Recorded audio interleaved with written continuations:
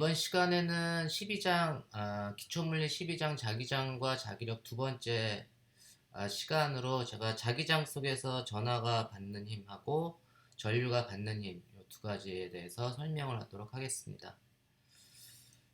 음,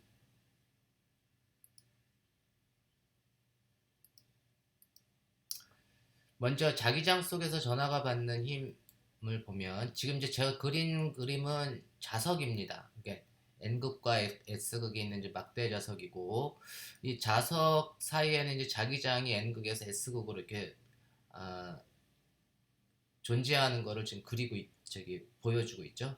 제가 여기에다가 그 양전하, 전하량이 Q인 양전하를 갖다가 딱 놓고 이제 정지해 있는 양전하를 가만히 놓으면 이때 요 전하가 자기장에 의해서 힘을 받을까요? 안 받을까요?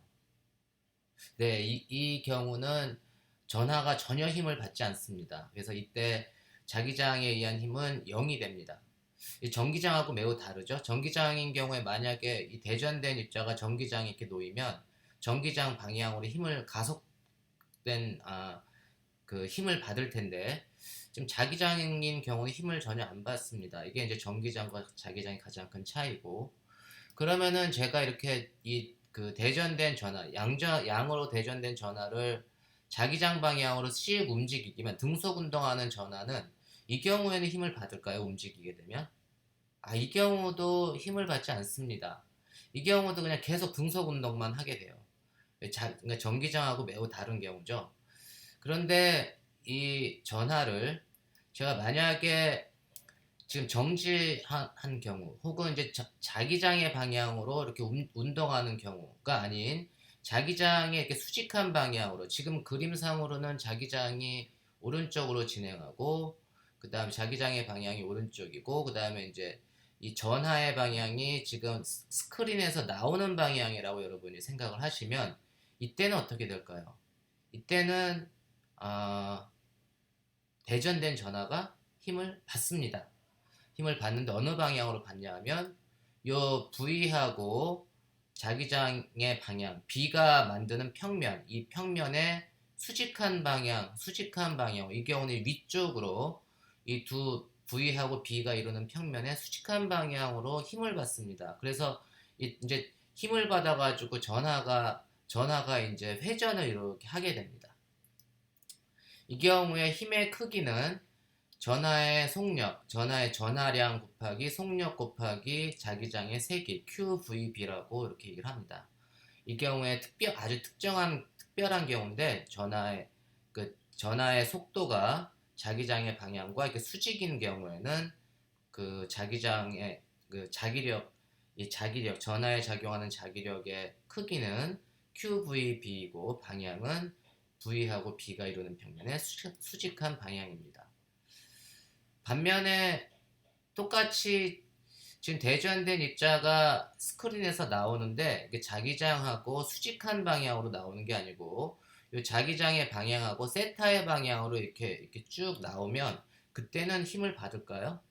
그때도 힘을 받습니다. 그때도 힘을 받고 힘의 방향은 마찬가지로 이 자기장과 이 V가 이루는 평면, 같은 평면, 이 평면하고 이 평면은 사실 같은 평면이죠.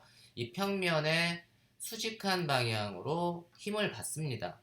힘을 받는데 이때는 대전된 전하의 속도가 자기장과 수직한 경우하고는 좀 다른 방향은 같은데 제가 화살표를 좀 작게 그렸죠? 좀 적은 힘을 받습니다. 얼마만큼의 힘을 받냐면, 이때 이제 V의 크기가 아니라, 이 V가 자기장하고 속도가 자기장하고 수직한 방향의 성분만 그 영향을 미칩니다. 속도가 자기장하고 수직한 방향의 성분이 어떤 거죠? 이 빨간 화살표가 되겠죠? 그게 바로 V의 사인 세타 성분. V의 사인 세타 성분에 해당하는 크기만큼만 기여를 합니다. 그래서 이때 자기력의 크기는 Q 전하량 곱하기 V가 아니고 V의 사인 세타 자기장의 수직한 성분 곱하기 자기장의 세기 방향은 마찬가지로 V하고 B가 이루는 평면의 수직한 방향 이 경우는 위쪽 방향이 되겠죠. 그럼 언제 자기력이 가장 크냐 하면 당연히 세타가 90도가 될 때, 이 경우 왼쪽 그림일 때가 자기력의 세기가 가장 최대가 됩니다. 이해하셨나요?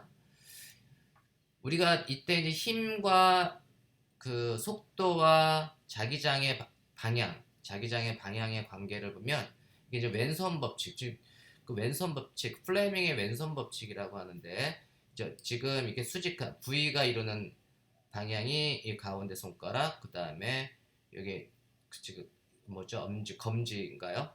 그 자기장의 방향이 이제 빨간색 방향, 그 다음에 이제 엄지 손가락이 가리키는 방향이 이제 F의 방향, 힘의 방향입니다. 그래서 보통은 우리가 이제 이 세타가 존재하는 경우까지 고려해서 자기력은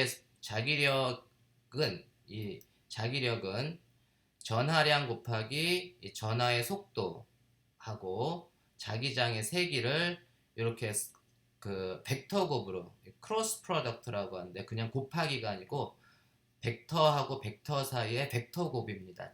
우리가 역학할 때 좀 말씀드렸죠. 그래서 V 곱하기 B가 아니라 V 크로스 B 이렇게 읽습니다.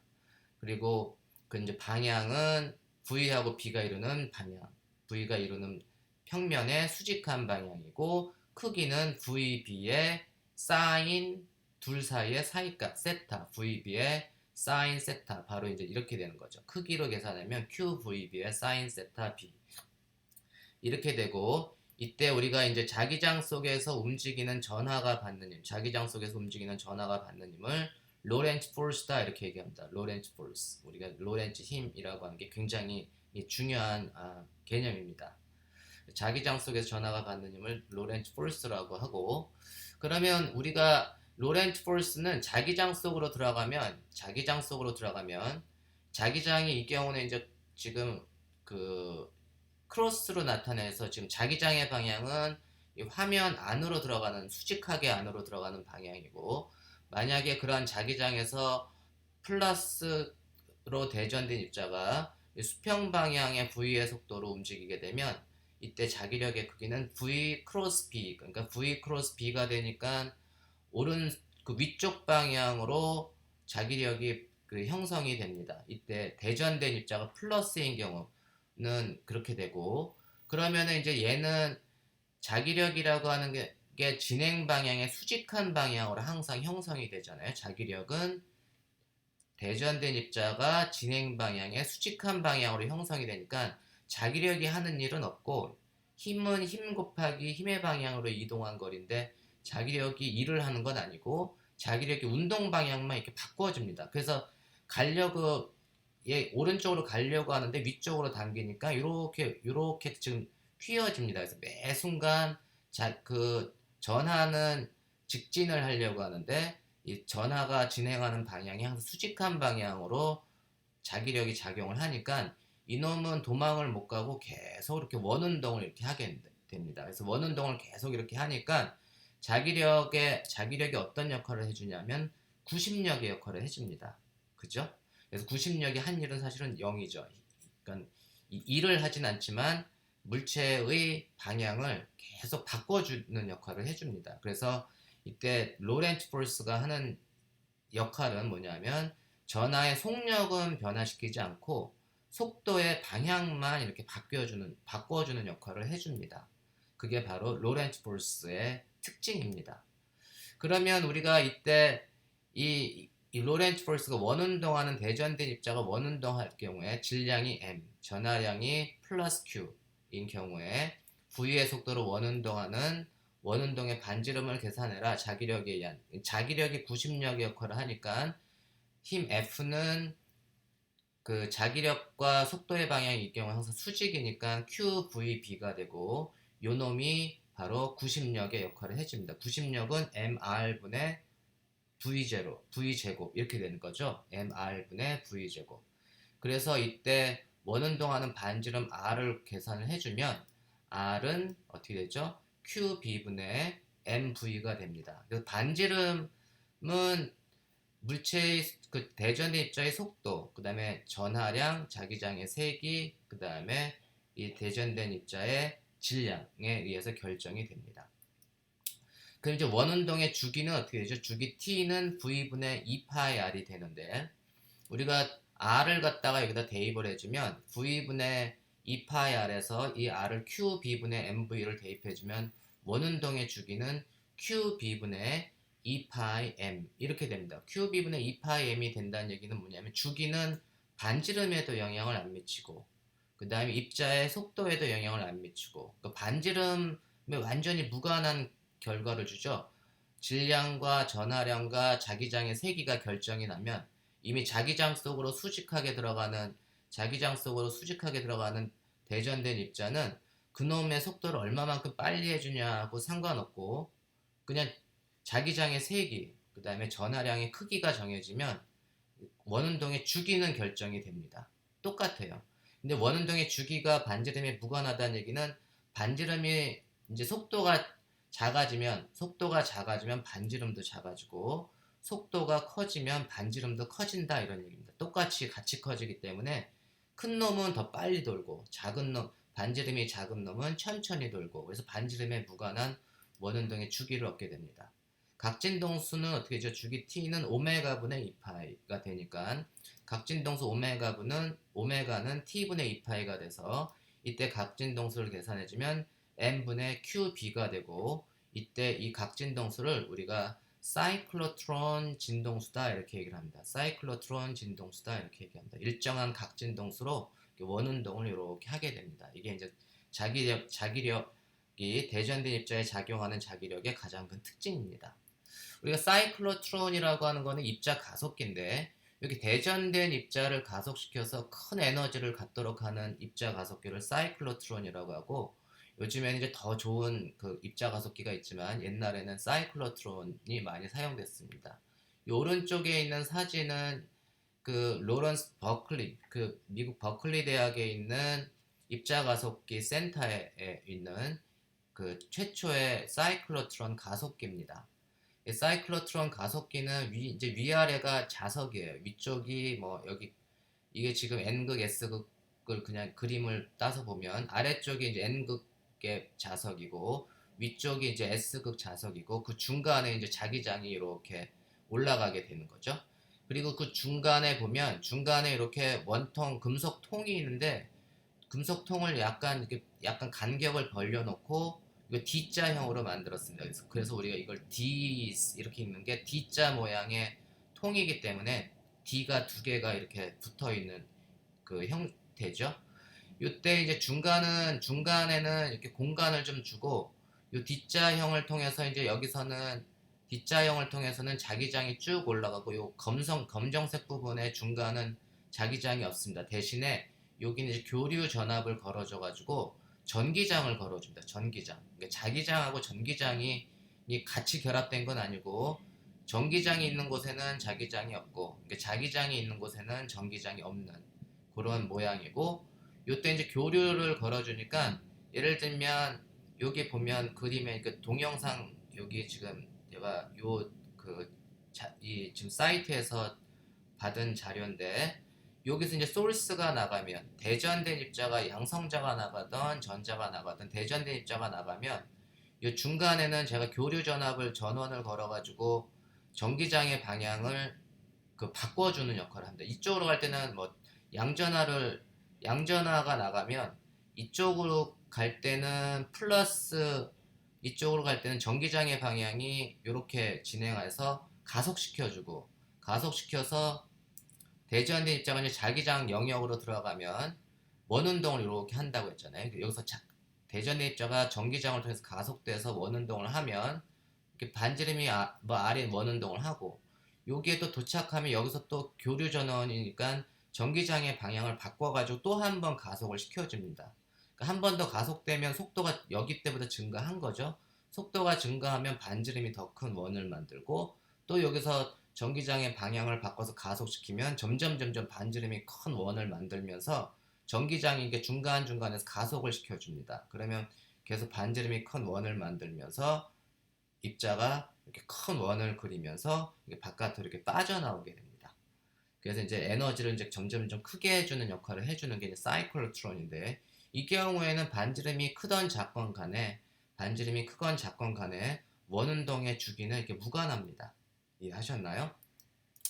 이렇게 해가지고 이제 입자의 에너지를 점점 크게 해서 입자의 충돌 실험을 하는 경우도 있고, 또 우리가 그 의학적인 그 진료기, 우리가 이제 보통 그 우리가 뭐 CT도 있고 단층 촬영도 있고 MRI도 있고 뭐 이런 것들 이제 의료 진료기가 있는데, 그런 진료기 그 의료 진단을 하는 하나의 역할을 해주는 것이 이 사이클로트론입니다. 이거 사이클로트론은 보면 뭐 이런 경우도 제가 처음 봤는데, 사이클로트론을 가지고 면도나 가장 크게는 이제 양성자 빔이나 뭐 전자빔, 이게 보통 이제 양성자 빔으로 이 사이클로트론을 이제 가속을 시켜가지고 양성자를 가속시켜가지고 우리가 이제 암 치료를 하는데도 많이 쓰이고, 이제 암 치료를 할 때는 이 가속시킬 때 양성자를 빛의 속력의 한 60% 정도로 가속시켜가지고 그 암세포를 이제 파괴하는 역할들을 이렇게 해주는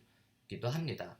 그래서 각종 암을 비롯한 각종 질병을 진단하기도 하고, 또 독특하게 여기 제가 써놓은 거 이제 펫이라고 하는데, 펫이라고 하는 것도 사이클로트론을 응용한 그 암 진단 그 치료기인데, 그 영어로는 이제 파지트론 에미션 토모그래피 그래가지고 양전자 단층 아, 촬영기 뭐 이렇게 되나요? 토모그래피가 단층 촬영을 해주는 건데, 근데 파지트론이라고 하는 거는 이제 전자의 반대, 전하량은 플러스, 그다음 특징은 전자하고 같은 특징. 그래서 보통 방사능 동위원소, 탄소, 뭐 불소 이런 놈들을 활용해 가지고 방사성 동위원소를 통해서 이 양전자를 만들어 가지고 그 뇌 속에 이러한 그 방사능 동위원소를 침투를 시켜 가지고 양전자를 방출하면서 그 몸속에 있는 전자하고 이렇게 충돌을 하면서 빛이 나오게 됩니다. 그걸 우리가 감마레이라고 하는데, 그 빛이 나와서 그 빛을 통해서 우리가 이 질병을 진단을 합니다. 이런 것이 우리가 이제 펫이라고 하는 건데, 이건 제가 혹시 그 핵물리학을 혹시 그 강의할 기회가 있으면 그때 한 번 더 말씀을 드리겠습니다. 그리고 이렇게 우리가 이제 방사능 동위원소를 통해서 우리가 면도날에 이렇게 질소 같은 거를 주입을 해가지고 면도날의 강도를 높이는 데도 쓰인다고 합니다. 그러면 우리가 이제 지금 제가 이제 그 대전된 입자, 양으로 대전된 입자를 예를 들면 이제 전기장 우리가 배웠잖아요. 그러니까 도체판에 아랫방향으로 그러니까 균일한 전기장이 있는 도체판 속에 플러스 전하량이 플러스 Q인 전하를 V의 속도로 이렇게 입사를 시키면 이때 대전된 입자는 힘을 받을까요? 제가 미션은 요 놈을 요 슬릿을 통해서 직선으로 쫙 그 대전된 입자를 진행을 시키고 싶은데, 그 전기장을 통과를 시키면 이놈이 그 요 빨간색 직선을 따라서 진행을 할까요? 안 할까요? 진행을 안 하겠죠. 왜냐하면 들어가자마자 전기력을 받을 테니까. 전기력은 어떻게 되죠? 힘 F는 QE 전하량 곱하기 전기장이 되니까 이 방향 그 전기력의 방향은 이 대전된 전하하고 전기장의 방향에 의해서 결정이 됩니다. F는 QE니까. 이 경우 이제 양전하가 되니까 완전히 전기장의 방향으로 대전된 입자가 이렇게 휘어서 떨어질 겁니다. 그러니까 이렇게 직선으로는 못 가겠죠. 그럼 직선으로 가려면 어떻게 하면 될까요? 이 전기장을 제가 통과를 시켜서 직선으로 이거를 보내고 싶은데, 전기장만 있으면 도저히 못 보내겠네요. 그죠? 전기장만 있으면 도저히 못 보내는데, 제가 이 자리에다가 자기장을 같이 동시에 걸어주면 균일한 자기장이 지금 이 지금 스크린 안으로 들어가는 화살표가 됐다는 얘기는 스크린 안으로 수직으로 들어가는 자기장을 걸어주면, 이 경우에 전기장에 의해서는 얘가 오른쪽으로 이렇게 휘지만 자기장에 의해서는 QV 크로스 B죠. V 크로스 B가 되면 자기력의 방향은 위쪽 방향이 되겠네요. 전기장에 의해서는 아래쪽 방향으로 휘는데, 이게 양전하니까 자기력에 의해서는 위쪽 방향으로 휘니까 전기력의 방향과 자기력의 방향이 반대고, 그 크기가 자기력은 QVB, 그 다음에 전기력은 Q2가 되니까 방향이 반대고 크기가 같으면 얘는 이렇게 직진을 할 수 있겠죠. 그죠? 그래서 우리가 전기력 이런 거를 우리가 속도 선택기라고 얘기를 하고 혹은 전기장과 자기장 필터다 이렇게 얘기를 하기도 합니다. 속도 선택기는 뭐냐면 전기장과 자기장을 써가지고 특정한 속도를 가진 입자만 이렇게 슬릿을 통과하게끔 만드는 장치입니다. 그게 속도 선택기예요. 그래서 특정한 속도만 가는데 그 특정한 속도를 어떻게 계산하면 되죠? 전기력의 크기하고 자기력의 크기가 같다고 했죠? 그럼 그때 이 입자의 속도는 전기장과 자기장에 의해서 결정이 됩니다. 그래서 입자의 속도는 제가 마음대로 조정할 수가 있어요. 전기장의 세기하고 자기장의 세기에 의해서 결정이 되는데 그때 V는 B분의 2로 해서 입자의 속도의 크기, 속력이 그렇게 이러한 속력을 가지고 요 슬릿을 통과할 수가 있습니다.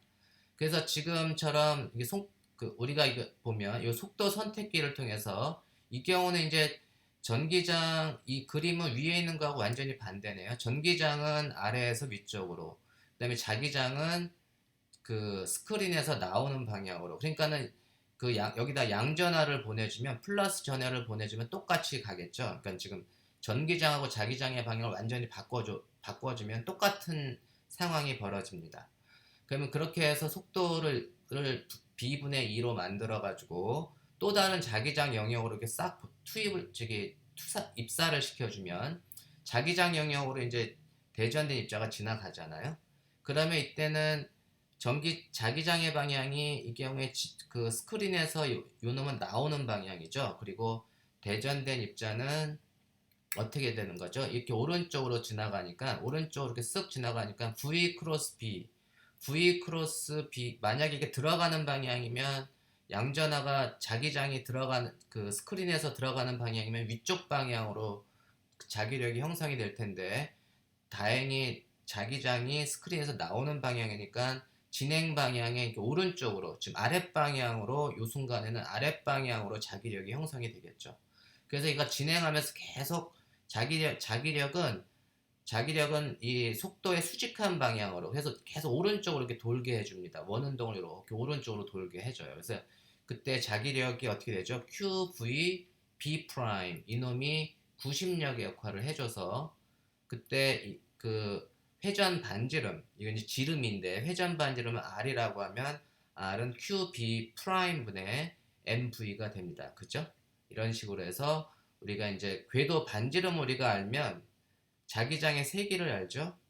그리고 우리가 이제 전하의 질량을 전하량을 알고 그다음 요 속도도 우리가 이제 측정할 수가 있으니까 반지름을 측정을 할 수 있고 그러니까 R도 알고 V도 알고 B 프라임을 알면 Q도 안다고 하면 요 우리가 질량 이때 대전된 입자의 질량을 알 수가 있습니다. 우리가 대전된 입자를 우리가 이온이라고 하는데 이런 이온들의 질량을 측정을 할 수가 있습니다. 그죠? 만약에 이제 그 질량과 전하량을 다 모르면 Q분의 M 우리가 질량과 전하량의 그 B도 우리가 측정을 할 수가 있겠죠. 이런 걸 우리가 질량 분석기라고 합니다. 이런 식으로 우리가 전기장과 자기장을 사용을 해가지고 우리가 대전된 입자들의 질량 혹은 질량과 전하의 비를 측정을 할 수가 있습니다. 이런 걸 우리가 질량 분석기라고 얘기를 합니다. 세 번째는 이제 자기장 속에서 전류가 받는 힘인데 요거는 이제 자석이 만드는 자기장은 어떤 방향? 이건 이제 N극에서 나와서 S극으로 들어가는 방향이 이제 자기장의 방향이라고 했죠. 그러면 우리가 이제 전류를 흘려보내면 그 도선에 전류를 흘려보내면 도선 주변으로 자기장이 이렇게 형성이 된다고 했죠. 우리가 이제 오른손 법칙을 쓰면 자기장이 이렇게 이제 원을 따라서 이렇게 자기장이 만들어진다고 했는데 그걸 이제 위쪽에서 본 도선이 바로 이제 이렇게 점으로 나타낸 겁니다. 그러니까 얘는 지금 뭐냐면 전류가 지금 스크린을 통해서 바깥으로 나오는 경우죠. 그러니까 자기장의 방향은 이 경우에 이제 원운동, 원 궤도를 따라서 자기장이 이렇게 형성이 되겠네요. 그죠? 이렇게 됩니다. 그러면 제가 이 전류가 흐르는 도선을 이 자석이 만드는 자기장 안으로 쓱 집어넣으면 이제 이렇게 되겠죠? 그러면 이제 자석이 만드는 자기장과 전류가 흐르는 도선이 만드는 자기장이 이렇게 만났어요. 저기 이렇게 자기장이 만나면 아래쪽은 화살표가 같은 방향이니까 아래쪽에서는 자기장이 보강이 되겠고, 그다음 위쪽에서는 자석이 만드는 자기장은 오른쪽, 반면에 전류가 만드는 자기장은 왼쪽. 그러니까 얘는 서로 상쇄가 되겠죠. 그래서 아래쪽은 보강이 되고 위쪽은 상쇄가 됩니다. 그러면 그때 우리가 이제 자기장의 세기를 보면 자기장이 위쪽은 좀 듬성해질 테고 아래쪽은 이렇게 촘촘해질 겁니다. 보강이 돼가지고 아래쪽은 좀 더 강력해졌고 위쪽은 좀 약해졌습니다. 그러니까 자기장이 한쪽이 더 그러니까 이제 기울어졌네요. 한쪽이 더 세고 한쪽이 더 약하니까 그때 이 도선이 만드는 자기장도 이렇게 원형으로 만들어지지 않고 이제 이런 식으로 만들어질 테고, 이때는 이제 자기력 힘을 받게 됩니다. 도선이 이제 힘을 받아가지고 어느 쪽으로 움직이냐면 자기장이 센 쪽에서 자기장이 약한 쪽으로 힘을 받게 됩니다. 이게 바로 도선, 전류가 흐르는 도선이 외부 자기장에 놓이게 되면 이렇게 힘을 받게 됩니다. 아까 전하가 힘을 받듯이 자기력을 받듯이 전류도 자기력을 받게 됩니다. 그때 이제 힘의 방향은 우리가 이제 자기장의 방향, 그러니까 외부 전류가 흐르는 도선이 외부 자기장에 이렇게 놓이게 되면 그럼 이제 위쪽 방향으로 이렇게 힘을 받는다라고 하는 걸 우리가 알 수가 있습니다. 이건 조금 전에 우리가 그 대전된 입자가 로렌츠 폴스를 받을 때, 그때 대전된 입자가 로렌츠 폴스를 받을 때는 이 전류 대신에 V라고 했죠. V 크로스 B가 F의 방향인데 그 F의 방향은 전하가 플러스 전하일 경우는 지금 위쪽처럼 그 힘을 받고, 전하가 만약에 음전하가 되면 힘의 방향이 이제 바뀌게 됩니다. 그죠? 이제 그래서 우리가 이제 그 대전된 입자가 받는 로렌츠 폴스하고 전류가 받는 전류가 흐르는 도선이 받는 로렌츠 폴스의 관계식을 여러분들이 잘 이해하시기 바랍니다. 보통 우리가 이제 전류라고 하는 것은 전하의 흐름이다. 그래서 단위 시간당 전하량 혹은 전하의 흐름이다 이렇게 얘기를 합니다. 그래서 우리가 이제 요거를 실험을 해볼 수도 있는데, 지금 이제 도선이 건전지에 연결돼 있고 그 다음에 회로가 연결돼 있고 그 다음에 이제 여기에 이제 자석을 N극과 S극을 중간에 이렇게 넣어놨는데, 이렇게 놓은 이유는 뭐냐면 N극에서 S극으로 자기장이 형성이 되니까 자기장의 방향은 그림에서 이제 오른쪽 방향, 그게 도선이 이제 지나가고 있죠. 그리고 제가 이게 스위치를 딱 닫으면 전류가 어떻게 그러죠? 이게 플러스에서 마이너스로 가니까 여기 이제 전류의 방향이 자기장의 수직한 방향으로 가니까 얘는 어떻게 되죠? 그 전류가 이렇게 흐르고 자기장이 오른쪽으로 오면 그때 전류가 받는 힘은 전류 자기장 힘. 그러니까 플레밍의 왼손 법칙을 써주면 어떻게 되죠? 자기장은 오른쪽, 전류의 방향은 이렇게 가야 되니까 힘이 어떻게 되나요? 아래쪽 방향으로. 도선이 받는 힘은 자기력은 아래쪽 방향으로 형성이 되겠네요. 그죠? 이해하셨나요? 그래서 이렇게 하거나 아니면 오른쪽 지금 오른손 법칙은 오른손 이렇게 피게 되면 엄지손가락이 전류의 방향, 그 다음에 손바닥이 가리키는 방향이 힘의 방향, 그 다음에 나머지 네 손가락이 가리키는 방향이 자기장의 방향. 그런 식으로 여러분들이 그 힘의 방향을 계산할 수도 있습니다.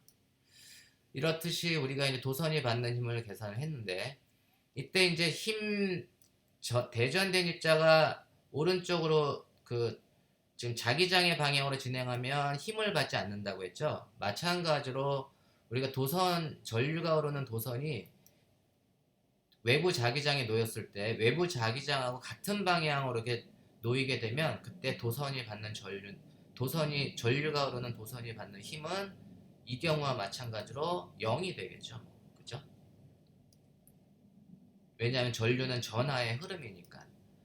반면에 이 전하가 자기장하고 어떤 같은 방향이 아니고 어떤 각도를 가지고 대전된 입자가 움직이게 되면 이 경우는 이제 로렌츠 폴스를 받죠. V 크로스 B니까 힘 F는 Q V 크로스 B니까 힘을 받듯이 이 경우는 이제 양전하가 이렇게 되니까 힘은 지금 스크린 안으로 들어가는 방향이 되겠네요. 스크린 안으로 들어가는 방향이 되는데, 마찬가지로 전류가 흐르는 도선도 그 외부 자기장하고 이렇게 비스듬하게 놓여 있으면 얘도 힘을 받죠. 이때 받는 힘은 I 전류의 세기 곱하기 이 도선의 길이 IL 크로스 B, IL 크로스 B, 여기 QV 자리에 이제 IL이 이렇게 들어가면 됩니다. 그래서 이때 그 전류가 흐르는 도선이 받는 힘은 IL 크로스 B고, 이때 이제 그 QV의 단위하고 IL의 단위가 같아야 되겠죠. 그죠? 그래야 힘의 단위가 같은 거니까. 그 전류의 단위를 계산을 하려면 전류의 단위는 QV 나누기 L 이렇게 되죠. 그러니까 단위만 제가 계산을 해주면 Q는 대전된 입자의 단위는 전하량은 쿨롱, 그 다음에 이 속력 V는 미터 퍼 세컨드, 그 다음에 나누기 L은 거리니까 미터 해주면 전류의 단위가 뭐냐면 쿨롱 퍼 세컨드, 그래서 단위 시간당 전하량이라는 걸 알 수 있죠. 그래서 로렌츠 포스는 대전된 입자는 QV 크로스 B, 그 다음에 전류인 경우에 길이가 L인 도선의 전류인 경우는 IL 크로스 B, 이게 이제 로렌츠 포스입니다. 우리가 이제 그 평행한 두 도선, 전류가 흐르는 두 도선이 있어요. 길이가 L이고, 그 다음에 한 도선은 둘 다가 길이가 같고, 한쪽은 I1의 전류가 위쪽으로, 다른 도선은 I2의 전류가 위쪽으로, 같은 방향으로 흐르네요. 그리고 두 도선 사이의 거리가 D라고 하면, 이때 우리가 이제 I2에 작용한 I1이 만드는 자기장을 제가 계산을 해보면, D만큼 떨어진 지점에서 이 도선이 놓인 두 번째 도선이 놓인 지점에서 I1이 만드는 자기장은 이 원의 접선 방향, 그죠? 원의 접선 방향이고, 암페어 법칙을 쓰면 그 크기는 2파이분의 뮤제로 D분의 I1, 그죠? 요게 이제 이 도선 전류가 흐르는 도선 전류 I1이 흐르는 도선이 만드는 자기장의 세기입니다. 도선으로부터 거리 D만큼 떨어진 지점에서. 그러면 이때 요 B1에 의해서 I2가 흐르는 도선이 자기력을 받게 되겠죠. 외부 자기장에 의해서 이 도선이 힘을 받을 텐데, 자기력을 받을 텐데, 그때 도선 1이 도선 2에 작용하는 자기력은 어떻게 되는 거죠?